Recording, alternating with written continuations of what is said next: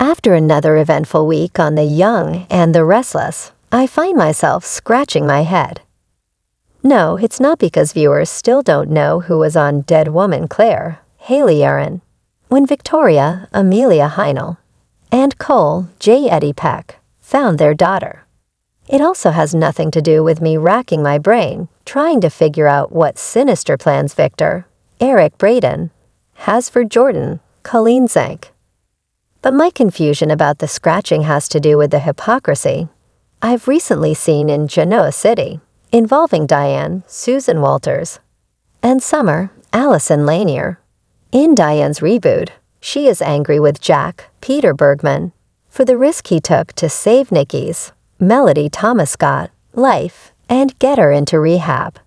Jack breaking years of sobriety with opioids and almost killing himself to wake Nikki up was incredibly dangerous and kind of stupid. Despite claims to the contrary, I think he could have taken a placebo and pretended to be off the road instead of popping pills and chasing them with vodka. Diane is right that her impulsive decision to take opioids could have had fatal consequences, leaving her a widow. I agree with Diane on this point of view. However, calling Jack selfish is completely pointless. He did what he thought he had to do to save a friend he's known longer than he has. I have a problem with Diane constantly calling him selfish, especially considering his own past. This is the same woman who literally faked her own death for years, destroying young Kyle, Michael Mueller, in the process so he could escape the consequences of her manipulative actions. He didn't try to save anyone, he only thought of himself. Diane didn't really think about her son. Talk about hypocrisy. At least Jack risked his life for someone else, and not himself again. I agree with Diane that Jack was stupid, and if he admitted that he was jealous that Jack was going through all this crap for another woman, his ex, I would even be on his side in this argument. But calling Jack selfish is where I draw the line. Moving on to the summer, his jealousy of Claire really takes hold. It is absurd that Summer labels Claire as a crazy woman who is not incapable of change and deserves another change. It's like he has very selective amnesia. If Summer wanted to keep anyone guilty of an assassination or heinous act away from Harrison, Redding Munsell, and his face, Summer had to start with Phyllis Michelle Stafford.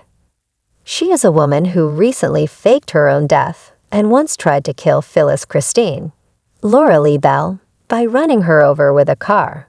Christine was only spared because Paul, Doug Davidson, pushed Christine out of the way. There is also the time before the assassination, when Phyllis drove Danny, Michael Damian, to sleep with her.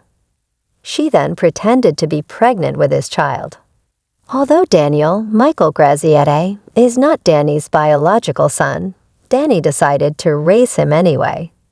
Apart from Phyllis' antics, Summer completely forgets about the great Victor Newman. In the decades he lived at the top of Genoa City, he did some truly despicable things that would have him rotting in prison if this were real life.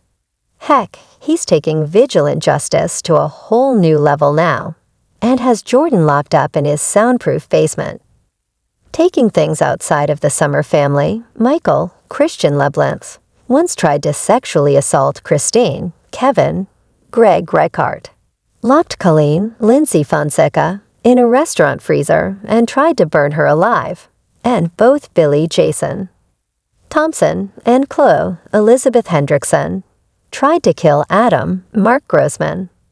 All these ex-criminals have been given a second chance and are considered proper citizens of the city of Genoa. So yes, Claire came to Genoa City with the vengeful intent of killing Victor, Nikki, Victoria, and Nick Joshua Morrow. But Jordan was clearly pulling the strings with Claire. The new Newman was in therapy, and Claire did nothing to suggest she hadn't changed. He even won the trust of his new grandparents. That said, isn't it a little hypocritical of Summer to be so hard on Claire, considering the company that already surrounds Summer and Harrison?